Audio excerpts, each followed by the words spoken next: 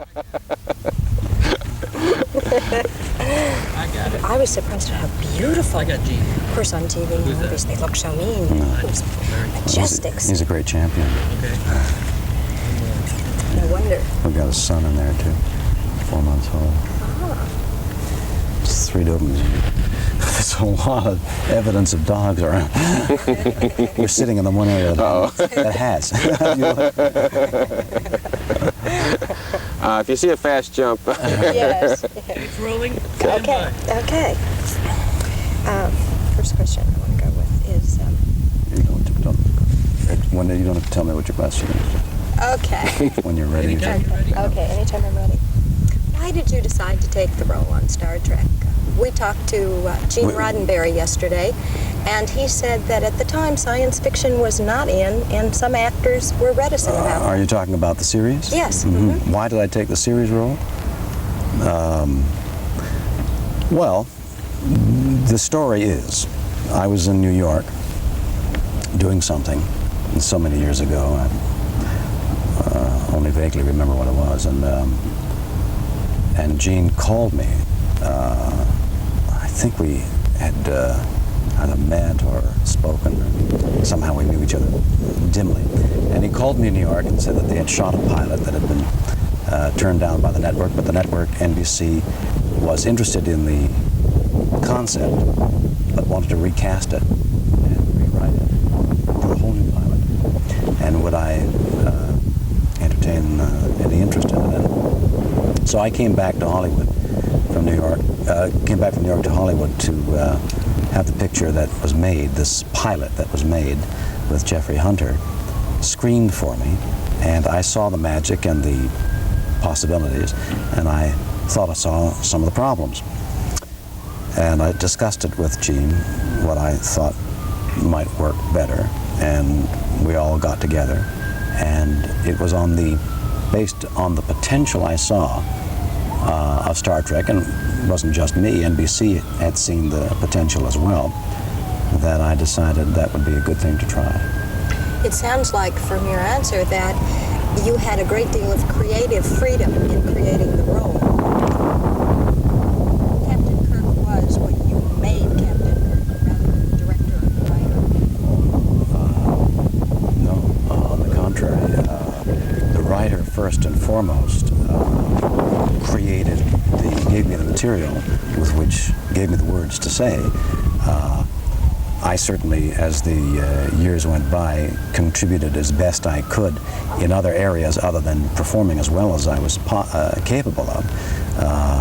And there was such a sense of love and of mutual respect among everybody that they at least listened to what I said, and in some cases put it executed it. In some cases executed me. and it was very much a give and take. There are a number of Star Trek episodes in which Captain Kirk, from an acting standpoint, is a lot more creative than the normal series hero. For example, the episode Positive, where Captain Kirk is two sides of him, the positive and the negative side, the enemy within. That must have been a great deal of fun for you to be able to create a negative Captain Kirk. All those areas of performing that required you to jump off the edge and hope that it was going to be all right. In series television, you don't have any time hardly to rehearse, let alone to really delve into what you're going to do. You operate almost entirely on instinct. And usually on your cop shows and lawyer shows, it's, from either personal experience of having gone down to the courtyard or have ridden with policemen or have seen movies that you think you know how policemen act, where in fact they don't. It's just the public's concept of how a policeman act. You have an idea of how to perform, but how do you perform the good and the negative? How do you perform the Nazi and the non-Nazi?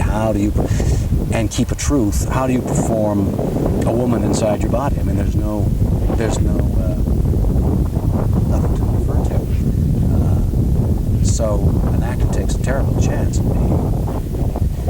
The best acting the best performances, the best plays, are those plays that tread very finely along the line of the buffoon and the beauty, caricature and character.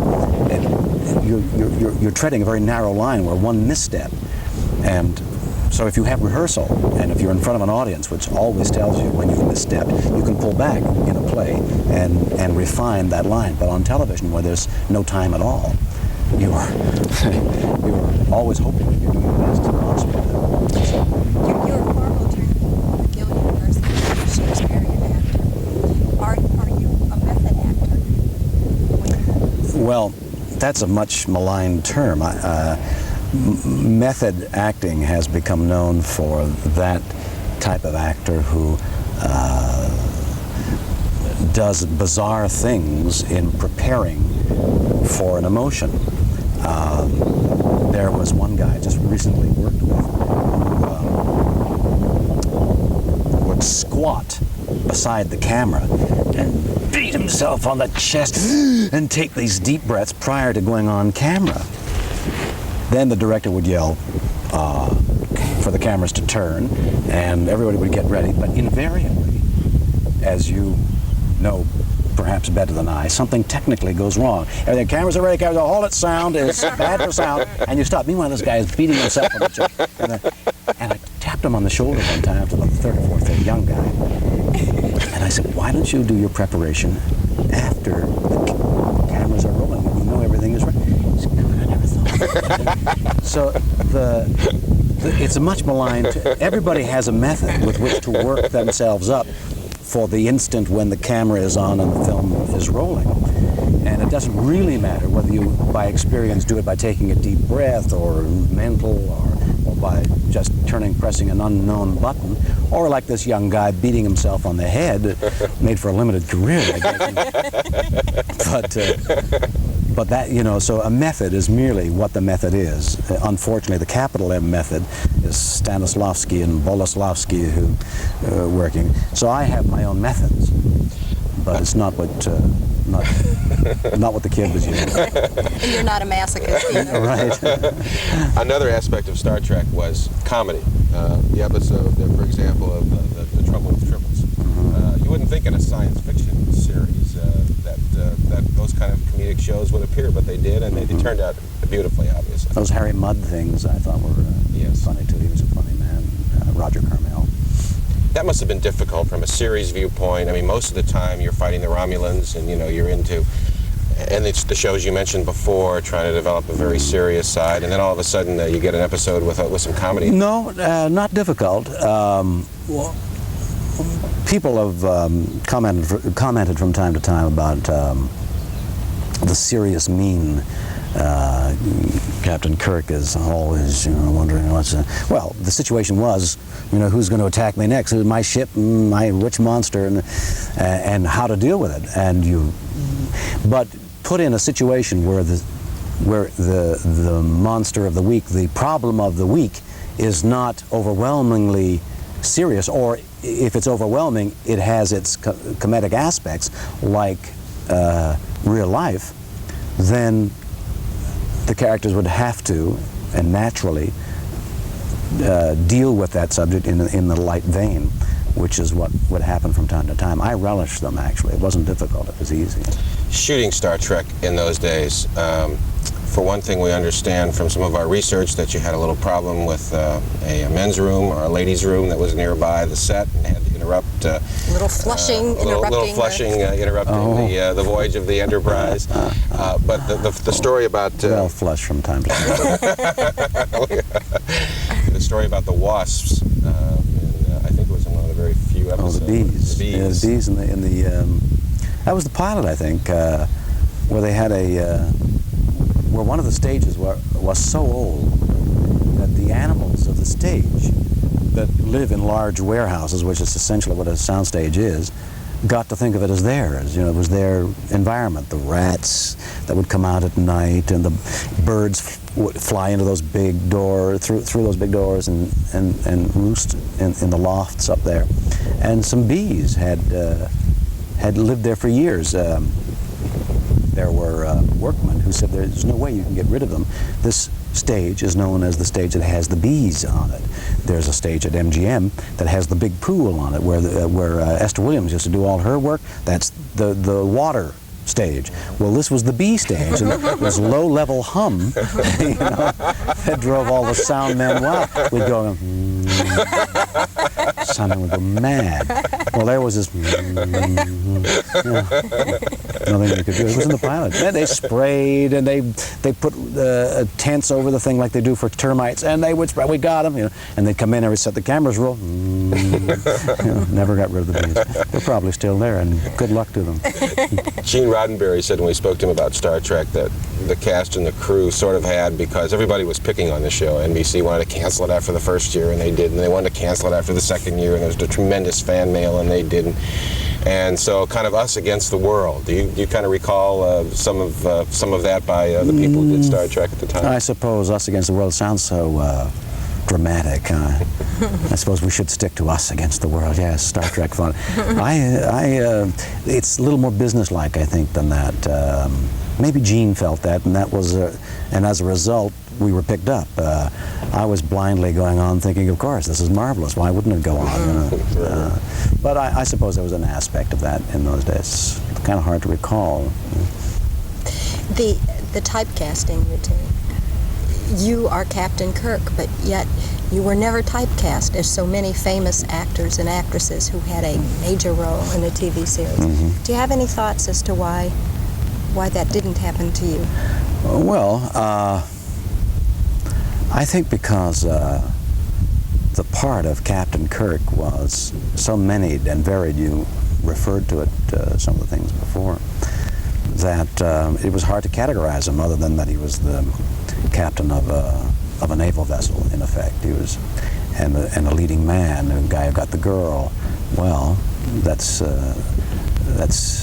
kind of thing is, if that's what you're known for, it's not difficult to pursue your trade. I suppose the variety of things I had to do reminded people that primarily, first and foremost, I'm an actor. And I guess it's a little strange in that I am both a leading man and in films, which means you deal in personality, and I'm trained and my talents are those of an actor. So I think perhaps I combine both those elements, and I never know which to go for, whether to play the character or to play him as me. It's often in the leading man type of roles that I have done, I have to kind of consciously think, is this a character, or do I want to do me playing this? And sometimes there's quite a dichotomy. If you had your choice between a role such as this or something Shakespearean, such as Captain Kirk, mm-hmm. or something Shakespearean? Yes. Or any of your TV work. Well, can we also say that the Shakespeare lasts 3 years on the We've got to keep their... I'm just talking. Or is it one night of Shakespeare, 3 years of a television series? Maybe a year option. Yeah. Well, they're not dissimilar in many of the soliloquies almost that Captain Kirk had. The soliloquy was not unlike many of the Shakespeare. They weren't, of course, in iambic pentameter, but there was the character wondering what he should do, how he should act. The ruminations that Shakespeare wrote in poetic language, our writers wrote in more prosaic words, but gave him many times the feeling of how shall I proceed, which was the core, which is the core of much of drama. Were you aware at the time you were shooting it how futuristic and how moral the scripts were? When we were doing our research, it was multiracial. Women were up on the bridge with you. I mean, it was 10, 15. That was some of the good parts.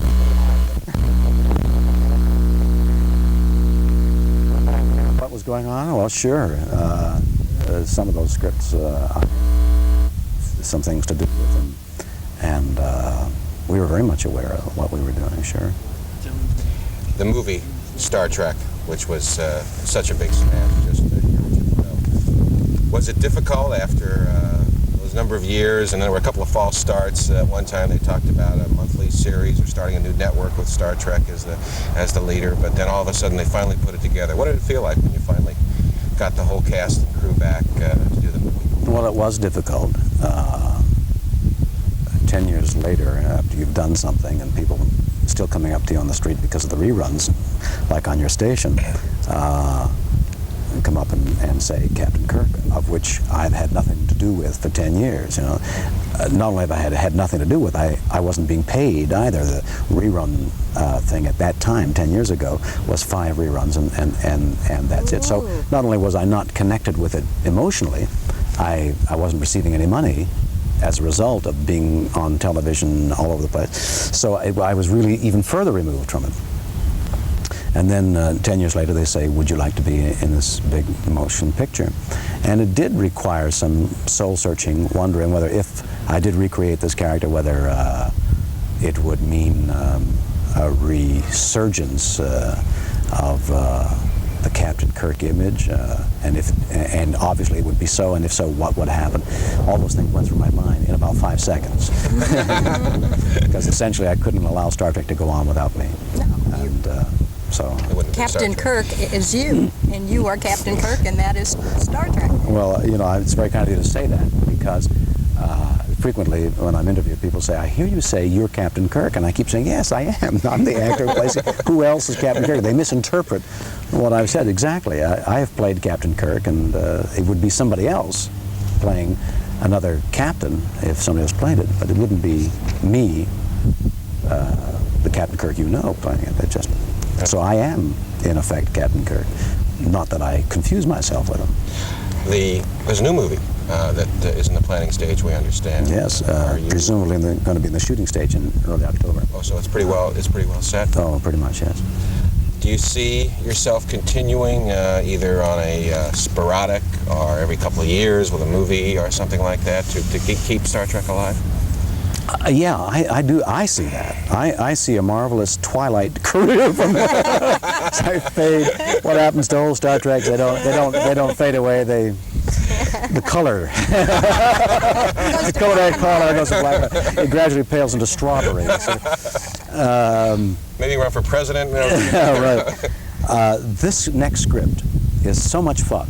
I think the gentleman who is executive producing it and having a big hand in the creation of it is Harv Bennett, and he has gotten a hold of the Star Trek feeling so well that my feeling is that this next Star Trek script really comes back to the best of Star Trek, and he has worked with and has dealt with many elements that have to be solved, the solutions that, the things that need solutions, and he solved them very well, I think.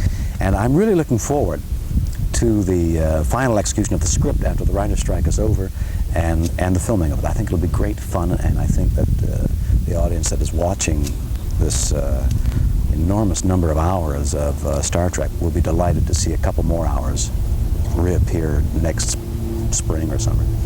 One final question. Why, in your opinion, you did a series for 3 years.